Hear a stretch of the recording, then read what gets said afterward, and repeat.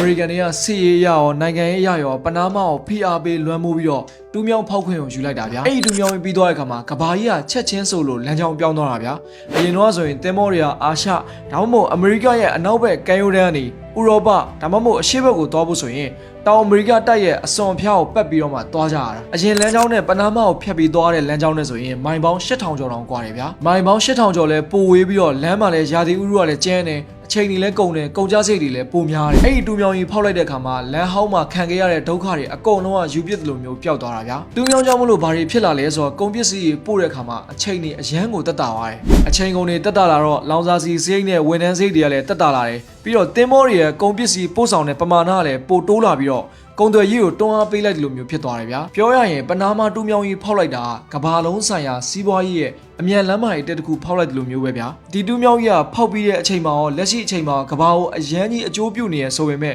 ဖောက်ခဲ့တဲ့တမိုင်းကတော့မလောက်ဘူးဗျာပြောရရင်အင်ဂျင်နီယာနဲ့ဆိုင်တဲ့စိန်ခေါ်မှုတွေကမယုံနိုင်လောက်အောင်ကိုများခဲ့တာဗျာပနားမာရဲ့မြေနေရာတွေကမြေစီးဆင်းမှုကလည်းမမှန်ဘူးဗျာမြေပြိုတာတွေကလည်းမကြာခဏဆိုလိုကိုဖြစ်တာပြီးတော့တူးမြောင်းဖောက်ဖို့အတွက်ပင်လယ်ရင်မျက်နှာပြင်နဲ့ရေတကားစနစ်ကိုညှိရလဲအရန်ကိုခေါင်းခဲစရာကောင်းတဲ့အလုပ်ပဲဗျာဒီလိုမျိုးခက်ခဲတဲ့အင်ဂျင်နီယာလုပ်ငန်းတွေကိုကြော်လွှားနိုင်ဖို့ဆိုတာအမေရိကန်ရဲ့ငွေကြေးအင်အားနဲ့နည်းပညာအင်အားကြီးမားမှုကြောင့်ပဲအကောင့်တွေဖော်လာနိုင်တာဗျာတခြားဟာတွေကလုပ်ခဲ့ရဆိုပေမဲ့ပြင်သစ်တို့ဆိုရင်မအောင်မြင်ခဲ့ဘူး